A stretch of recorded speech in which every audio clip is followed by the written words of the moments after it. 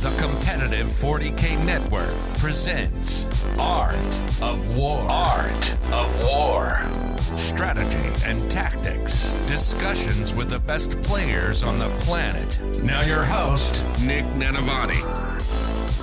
Hey everyone, welcome back to another episode of the Art of War podcast. I'm your host, Nick Nanavati, and this week we have a return guest, one that is so heavily asked for, another brown friend of mine all the way from across the pond, Vijay. Vic, how you doing? Yo, Nick, thank you so much for having me back on here. I'm super excited to talk about this topic. I'm super excited too. I also had forgotten how sultry your tones were, so I'm like super excited to get to listen to that. Fantastic, making me blush. Making you blush. There's actually, you have a podcast of your own where people can listen to your sultry tones. Yeah, that's right. Me and David Gaylord, we run a podcast called Fireside 40K. We talk about our experiences in 40K and some kind of meta-relevant topics as we go along. And yeah, if you guys enjoy this content, I'm sure you'll find something interesting in what we do as well. Absolutely. I find myself listening to your podcast fairly often. So definitely, if you enjoy my show, you're going to enjoy Vic's. Give it a listen. Fireside podcast. I listen to it on YouTube, but I'm sure it's available on other podcast platforms as well. That's it. Yeah, it is. Awesome. So Vic, you had quite the weekend this past weekend. How was it? Dude, man, I've been playing singles for a while now, and I've been playing big super majors, really competing there. But nothing can prepare you for the level of skill and intensity that WTC brings to the table. It was just on a whole completely different level to what I'm used to. And I loved the challenge. I learned so much about 40K. And at this point, any kind of teachings and learnings I can get from better players, I'll take it with my arms open. And WTC gave me that in abundance. Dude, that's so awesome. And that's really what we're here to unpack today. So for those of you who don't know, Vic is another board member who's really climbed from pretty much who's heard of Vic to crushing at the top tables, representing his team on Team England, and absolutely murdering people with Thousand Suns out there, and a very unique play style with it too. So we're here to unpack all that. We're going to get to know Vic in part one of this two-part show. We're going to get to learn how Vic approaches the game, how he got to be where he is, how he got to be representing his country, what his approach to 40K is, list philosophies, all that good stuff. And then in part two, which is, of course, for our patrons, you can sign up on AOW40K.com. You'll get access to not only part two of this show, where we talk about Vic's Thousand Suns list in great detail, all the hows and whys and whats and the matchups, how he uses it on the actual table, but you'll get access to all the other part twos of the other 202 episodes that we've recorded, and you'll get access to our amazing Discord server. Our ability to completely produce this show entirely hinges on you. So you know what? Thank you so much for your support. We can't thank you enough. And go check out that part two. All right, Vic, are you ready to unpack this? Let's do it. Let's do it. Tell me a story about yourself. How did you get into Warhammer? So I graduated from university in 2015, and I kind of had to move away for some of my training following that. And I just had no friends left all of a sudden. I walked into a local gaming store in the town I was living in, and they were playing something with toy soldiers. And I was like, what is this?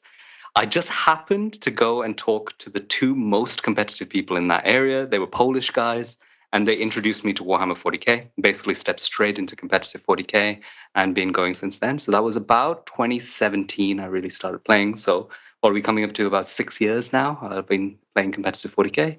And progressively, I just kind of kept an open mind and kept learning from people who are better than me. About a year or so in, I met a guy called Manny Chima, who showed me just how amazingly good someone can be at Warhammer 40K. And it was around that time I won my first major and joined a team called Dice Down. And I was introduced to a bunch of other players who have been very successful, winning LGTs, Conrad Malik, Alex Betford. And they kind of guided me most of the way to the stage where I am now. That's awesome. And one thing I find really common between pretty much everyone we get on the show is basically you find people who are better than you and you play them until you get better. What was that journey like for you? Because it obviously didn't start out good enough to win a major or play Manny or something. Oh, absolutely. I mean, you don't know what you don't know. And I think as you see someone play or do things to a higher level than you realize, okay, I can aim for that. I'm not going to get it straight away, but I'm going to process that and then just kind of go along my journey, gain experience, knowing what I'm aiming for.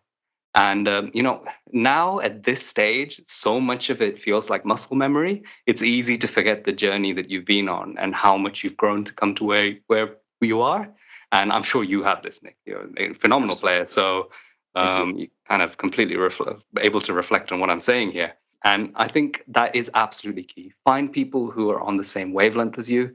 Find people who are better than you. Accept loss as a way of learning rather than a failure. And, you'll just continue to grow.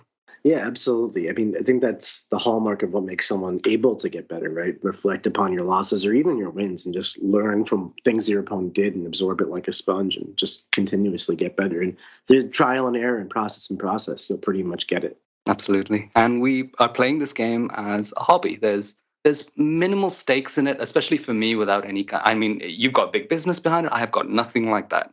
I'm playing this purely for my own enjoyment. And one of the biggest joys you can get is to see yourself grow as a technical player, see yourself grow within a community and gain friends and a social circle. And those things are achieved just by keeping a positive mindset. I'm glad you brought that up. The social element to this game and the community surrounding it is really what has kept me going and driven me to produce all the things that we've done here at Art of War and keep on playing 40K to the level that we play it at. And it's without that community that's all kind of hollow. That's what keeps me going. So for you to mention that as well is really resonating with me. But also one thing I find in the competitive 40K community is that you go around talking about people and hearing about people. And anytime I've heard anyone say anything about you, Vic, it's that you're just the nicest person ever with the sultry tones. Oh, I really appreciate that. And seriously, it's a good compliment. But how do you maintain such a competitive mindset, like compete at the highest levels, represent the world team championships, or even for yourself in the singles tournament at like LGT? And goes beyond like not cheating or something, but just how do you always come off as such a pleasant person, even in the thick of competition? I think this is an important thing because, I've talked about this on my podcast as well, how you go through kind of stages of development in competitive 40K. And everyone hits the same stage where all of a sudden they're on the rise up. They're going 4-1 at a tournament. They're looking at potentially winning tournaments. And you get this thing that, okay, I've come this far. I have to win. And it's a very dangerous mentality to fall into. I think once your goal becomes, I must win at a tournament, Warhammer is way too unpredictable for that to be a healthy mindset. But if your goal is, I want to play as best as I can, and I want to continue to improve, I want to have a good time and enjoy the game that I'm playing, those are all very healthy, positive mindsets. And, I've always tried to make that my goal. I have been through a period of time where I've been a little bit more kind of stern, stressed, maybe a little bit less on my sportsmanship. But it was a short period of time when I realized it just isn't the right way to go about competitive 40K. It's a gentleman's game and gentlewoman's game. And, the social contract is as important as the outcome of any game. So I think keep a positive mindset, enjoy your game with your opponent, and focus on growth, your individual growth, and everyone will enjoy playing you. Love that mindset. I really do. And I think you hit the nail on the head. Like, don't let the pressures of winning get to you. Really focus on just playing your best game and doing your best and learning, and it'll naturally fall into place a lot more easily. And you'll find your results reflect that as well. Absolutely. So for you, what does growth look like right now? I imagine as a little fledgling, growth was anything at that point. But now that you're like, competing at these super major tournaments and taking them down along with representing your world team championship, you started off by saying you learned so much this weekend. What are you learning when you go to these things at your level? Okay. So WTC was an eye-opener for me because I've done so many years of singles, and singles is interesting. You have so many points in a game where you may have got your strategy correct, and you can create situations where you can play in a very low-risk fashion to end the game ahead of your opponent. You don't necessarily need to win by a lot. You just need to win by 1 point. And you can create those situations very early in a game where you're ahead, and then you can predict what your opponent will do. You know at this point that they're going to have to do something or they lose the game. If they don't do anything, they've lost the game. If they do something, you're prepared for that action. If you rinse and repeat that 1,000 times, that's the mentality you get into. WTC and team tournaments are very different. You're scrapping for every single point for your team because winning by 1 point when you should have tried to push and win by 20 points is a completely different thing for your team, and it could lose your team the round. So me having to see the game in that different way was something that didn't come naturally to me at all during my preparation. It didn't come naturally to me in maybe my first or second game when I was actually at WTC. But by my third game, when I played Spain, I saw everybody was looking for every point of primary they could scrape, every point of secondary they could scrape, and continuing that to round 5 of games. That's when I realized there's a completely different level of precision and focus and intensity to the game that can be played. And all of those things I'm learning in the WTC, why can't they translate to the way I look at singles? Because if I reduce someone by 5 points at the start of the game, does that not make my journey easier towards the end of the game to win a singles game? And that's the kind of lessons that I've learned. I'm seeing a lot of things that I didn't see when looking at board state now. Interesting. So it's not like what you described basically is singles format competitive 40K is very risk averse. Like the higher you go on that competitive ladder, the more it's about like just sitting behind walls and trying to get your opponent to make a mistake or have to make a decision to come to you or accept losing passively. And that's all like in the first couple turns deployment matchup, that's all decided for you. Mm-hmm. But what you're saying basically is WTC has taught you not to only think in that mindset because the margin of victory matters. And by not thinking that mindset and seeing these new plays to affect the margin of victory, it's actually helped you see singles in a new way where you don't think it has to be so rigid, passive, just, try to get ahead and stay ahead. Oh, yeah, definitely. I think it's going to be interesting to see how my first singles tournament is after this. But I think like I said before, you don't know what you don't know. And when you don't see kind of the flow of the game in a certain way, there's no way of being able to apply it. So in WTC, seeing the flow of the game, like keeping track of your score and seeing, look, the little primary swings here and there will happen if I aim for it, being able to translate those little tactics over to singles, I think is really powerful. And I would urge anyone to try and do some team tournaments and try and kind of gain some of those skills. It's very hard to describe unless you actually experience it. Mm-hmm. I think you're doing a great job. I'm trying. Yeah. I've gone to WTC 8 times now, and every time I've come back learning so much. So I could not agree more. It exemplifies the idea of play people better than you, and like where are you going to find tougher competition than WTC? But still, anytime you can get that experience where just a different perspective is going to really affect your ability to grow in this game. Mm-hmm. Oh, great. So, Vic, let's talk more about your play style and your philosophies and your approach to 40K. I've always known you as an Eldar player, and lately you've been flirting a lot with these Thousand Sons. Yeah, I mean, Eldar is my favorite faction. It has been since I started playing the game. They're good right now, right? They're good right now, which actually kind of puts me off a little bit in a weird way. I also like Eldar. I feel dirty when I play them. Yeah, and actually for WTC, I was assigned Eldar as one of the factions I had to test. So I was assigned CSM, Eldar, and T-Suns. And I would jump straight onto the Eldar, and I found it so incredibly boring. I was on this triple Wraith Knight build, double Wraith Knight build with those Wraith Guard, and it just didn't allow me to express any of my player skills. So I was fine with it, but they told me, look, Vic, you can play something a little bit more techy, something where you have to grind for points, something like that. That might suit you a bit more. They put Manny on the Eldar, so it kind of adds up.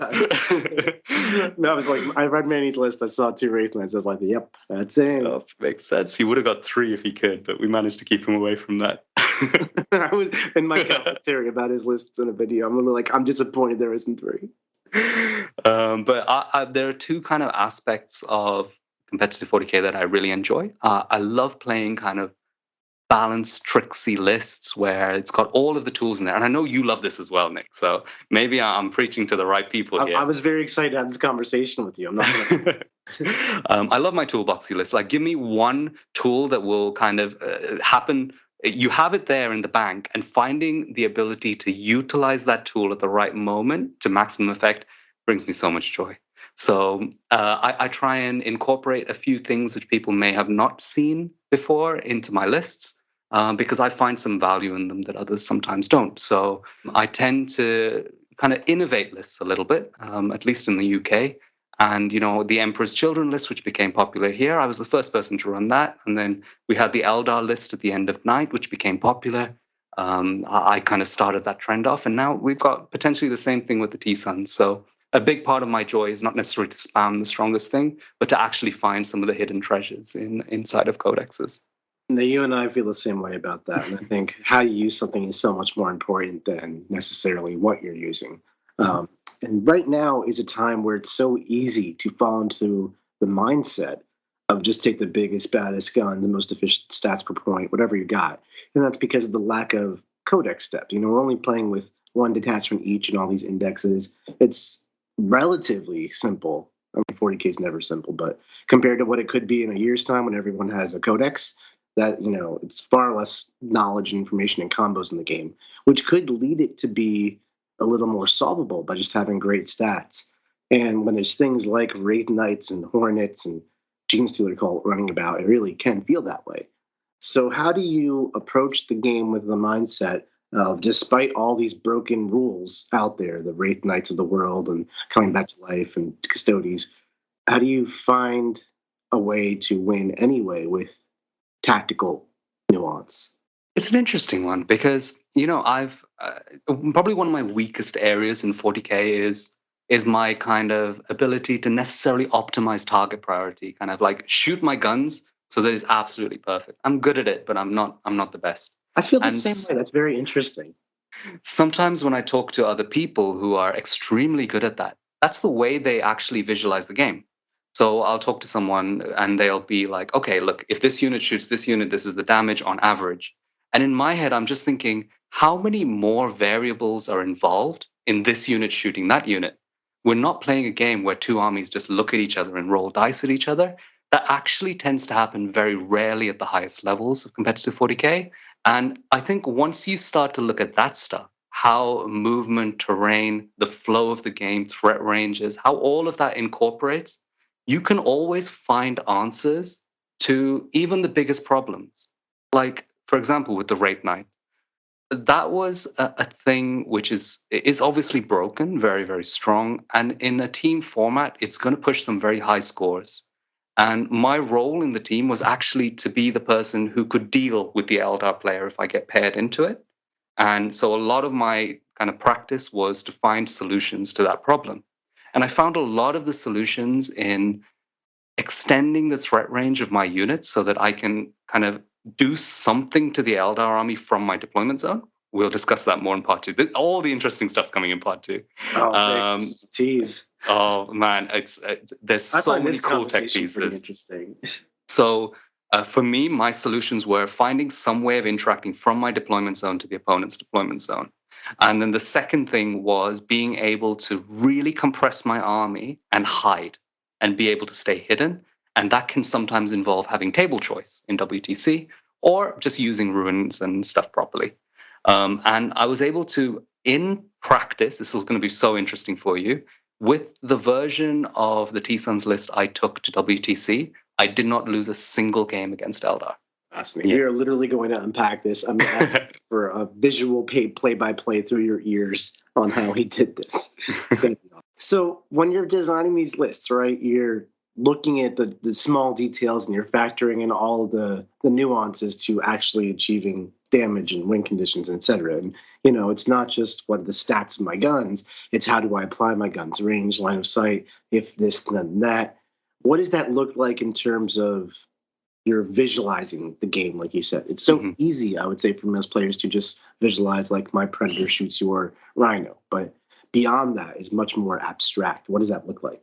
Sure. So this is a big stage of my development is going to be discussed here, which is the point when I stopped looking at the game as units looking at each other and started looking at it as the space between units and how the units interact with that space. So to kind of describe it, if a unit can move 12 inches and then charge up to 12 inches, if you draw a circle in your head around that unit of 24 inches, this is the range in which that unit interacts and applies influence.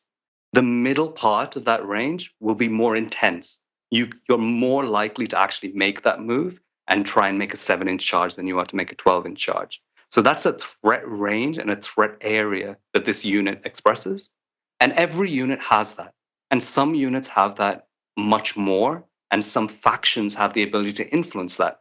T-Suns being a perfect one because you're able to use Temporal Surge once, twice, and still activate and shoot your units. You can also do that out of Deep Strike. So actually, you're able to apply threat to a huge amount of the board. And I think that's the right way to look at threat and visualize the game.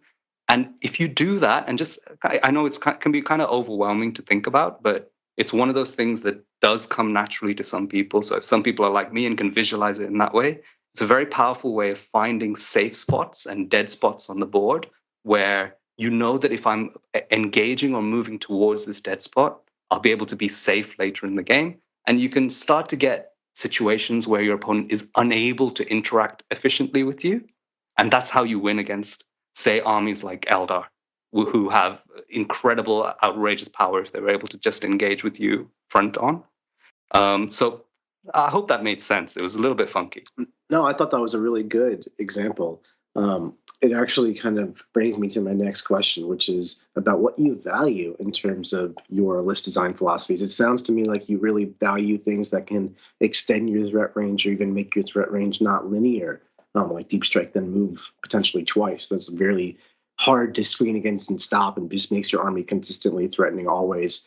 What do you think about points, though? I mean, just like the philosophy with which you're viewing the game, I don't disagree with it at all. It's centered around positional space, threat ranges, that kind of stuff. It's not centered around how I score my points or how do I deny points. So where does that fall into your plan? So 10th edition is an interesting one because I think the ability to score the tactical secondaries. So let's ignore fixed for a second. So the ability to score tactical secondaries is actually an extremely technical skill that can be achieved with a lot less resources than people think. I think you could introduce a lot of chaff into your list, make your list relatively inefficient, and make sure you can score all your secondaries. But actually, with the way this system works, if you just have a few units in certain spots, so one going towards a corner for investigate signals and engage, one able to engage the middle for deploy, teleport, homers, and area denial, and then you're able to cleanse objectives, and then the rest of your army can just be used for output and scoring the rest of the secondaries. You're able to kind of achieve everything you need if you play tactical secondaries. I think if you can kind of identify that early, you can make your list much more efficient without having too much chaff. So I do value trying to use the minimum possible resources for point scoring while still being able to score points. I think you can't miss secondaries, in my opinion. So I always make sure that that's a priority. That's interesting. Yeah, we hear a lot of people talk about like you have to bring chaff to be able to score secondaries, but you're trying to find that happy medium of just enough in very deliberate spots. It makes perfect sense. One unit in the midfield can just as easily deploy teleport homers and do area denial or cleanse an objective all at the same time. Mm-hmm. Absolutely. One unit on the side can get engaged on all fronts and investigate a signal. And then like behind enemy lines, similar ideas. So you're really focused on not necessarily having too many units to over redundantly do it, but just having units in the right spots. Makes perfect sense. What happens, though, with the timing of it? You can draw the wrong card at the wrong time. There's always that random chance where both players are dealing with that. But if you only have certain expendable resources, right, and you expend them to go get engaged in all fronts or area denial or whatever, they die. And then next turn is when you draw deploy teleport homers, or later on you draw something and you don't have that resource anymore. Absolutely. So I think how I've been doing it with my T-Suns design is that the first turn I need to be able to achieve these things. The second turn onwards, my army has had a turn to progress up the board and set up into more advantageous positions. So I think there's more than enough that you can kind of build into most lists to be able to, with an approach turn, then continue to score. So yeah, you do need layers of stuff. And I think what you've just mentioned there is something that can happen to armies with a small number of units.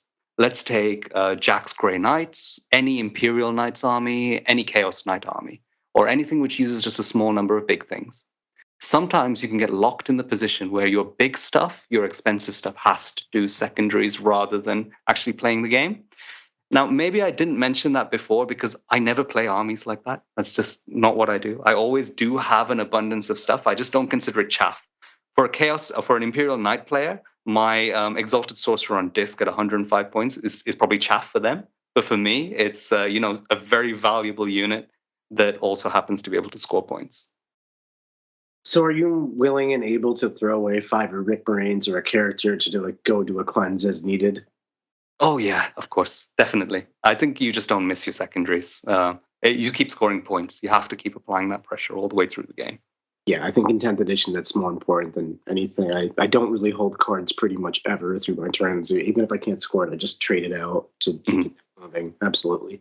In terms of primary, though, when I think of Thousand Suns, I don't think of durability. I think of like guys trying to hide behind walls and like snipe me with psychic powers, basically do devastating wounds, not camping objectives with Terminators in the center. And your Terminators, especially, aren't even on your list. You don't have anything durable. So, and then you play Eldar as your other faction. So obviously, in a traditional sense, nothing durable there. So stylistically, how do you attack primary? That's important. Primary is a really variable one because it really depends on the mission. There are a number of missions which give you 10 points for holding 2 objectives in 10th edition, and those ones and it's a maximum of 10 points. And those ones are usually very good for the T-Suns because they can find a second objective that's safe. It's when they try and hold on to the third objective, I think they struggle because they're a little bit fragile. I think another way of looking at it is, are you trying to score as much primary as you can, or are you also considering your ability to reduce your opponent's primary? And I think T-Suns is one of those armies that is very much able to reduce the opponent's primary with what we talked about with threat range. If we take Magnus, for example, being able to move Magnus 2 additional times beyond his normal move is a move of 42 inches. It could be 48 if he gets the +2 move. That with OC6 is usually able to deny someone's primary or capture their home objective. So as long as you're considering the differential between your primary and the opponent's primary, that can either be in the form of holding 2 objectives on one of these hold 2 for 10 missions, or actually denying your opponent's primary so you only have to hold 1 to keep up. I think that's perfectly fine for these armies that are perhaps a little bit weaker at primary. That's a great point. I think a lot of players probably make the mistake of getting overly aggressive and trying to get on 2 objectives and defend them, or hold 3 objectives and defend them. Against certain factions, especially the more aggressive ones, it's just not going to work. It's going to get you tabled by all you're trying to hold primary. So instead of making the focus fighting for the small bit of space you can to get 10 points on primary, why not just attack their primary and allow them to exist on more of the table, but not where it counts, if that makes sense? Yeah, there's so many different options. And I think that's one of the reasons why particularly Thousand Suns is one of the more technical, high-skill armies to play, because you have all of these options available to you and all of these different ways of playing the game, and you have to decide which one is best for the situation. And that's one of the joys of playing an army like Thousand Suns. Yeah, absolutely. I think we have teased the Thousand Suns enough. Why don't you go through and walk us through the list you piloted to be undefeated at the WTC? Sure, no problem. So I've used Thousand Suns, and I did have access to Chaos Demons. I've taken a whole load of characters in Nick, and don't think I didn't see your reaction to the number of points I spent on characters in this list. I counted. So I've got a few guys on disc. So I've got Araman on a Disc of Zinch. I've got 2 Exalted Sorcerers on Disc of Zinch. I've got 3 Infernal Masters in this list, 1 with Arcane Vortex, 1 with the Umbralific Crystal, and 1 without any upgrades. We've got a Thousand Sun Sorcerer with Lord of Forbidden Lore, and we've got Magnus the Red. We've then got 5 units of Rubric Marines. They've all got Warp Flamers, so there's no Bolters in this list. And each unit has a Soul Reaper cannon, except for one of the units, which just has all Flamers, which is Araman's unit. Got a Mutilith Vortex Beast, 2 Thousand Suns Rhinos, a unit of Zangor Enlightened, and the best unit in the list is the Changeling at the end. Best unit in every game. That's awesome. So the first thing that strikes me is not the 1,000 points in characters. It's actually that there's no Terminators. Where are they? The Terminators are an interesting one. So, I mean, I was speaking to Jack a little bit about this, and I think he went on a journey with me. Now, a similar journey that I went on. I will just talk about it from the Team England side of things. So, let me summarize the Team America side of things before you go on. Jack's side of things was, I'm a Grey Knight player now. So I think Jack does play Thousand Suns as well. So he kind of had the choice, right? So I don't know exactly what happened which decided he would play GK, but for us, we actually dropped Thousand Suns quite early in the process because we were running this list that was popular in the meta. We were having a little look at what's doing well in singles. A lot of events were in America, and everyone seemed to love these 10 Terminators. We put them on the board. We tried to decide what they would be good against, and they were kind of mediocre against everything. A lot of points go into that Terminator unit, and it's awesome. The output is absolutely huge. So I think when people see a list without the 10 Terminators, they'll be like, how does it actually kill anything? Does it do any damage? And what we found, or what I did most of this, what I found was that actually there are more efficient ways of using the points of the Terminators for output. And also, because all your points aren't concentrated into one unit, you have the ability to split your output. So you can kind of put 2 units into one thing if you need to, or 1 unit into something that you need to, without investing the full 500-point Terminator brick. And I enjoyed the list a lot more after I tried that. We dropped the T-Suns, and I was like, look, guys, let me try one more time to make something that works across the board. And I found that the Infernal Masters were incredible. The Thousand Suns, the Exalted Sorcerer and Disc was incredible. And I kind of made a list built around those two. And then we were like, oh, wait a second, this kind of wins against everything. And here we are. That's so cool. I'm so excited to unpack this properly because, everyone I know has been running Terminators. And then all of a sudden, this wild Thousand Suns list shows up, has no Terminators, and beats the entire game. So I'm extra excited to figure out what this does. Listeners, thank you so much for sticking with us. Vic, thank you so much for coming on. You are an absolute pleasure. Join us in part 2, everybody. That's going to be on AOW40k.com. It's our Patreon. You can support us for $5 a month. We can keep the show going for 4 years. You can help make it 5. Your support means the world to me. Vic, thank you so much for coming on. Oh, it's a pleasure. Thank you, everyone, for listening. And, I'd really recommend trying to join us for part 2 because I'll really go into the detail. I'm just going to shut up and listen in part 2. So it's the Vic Show. All right, everybody. We'll see you there. Like what you just listened to? Check out Art of War Down Under and Art of War Unbroken on the competitive 40K network. TheArtofWar40k.com.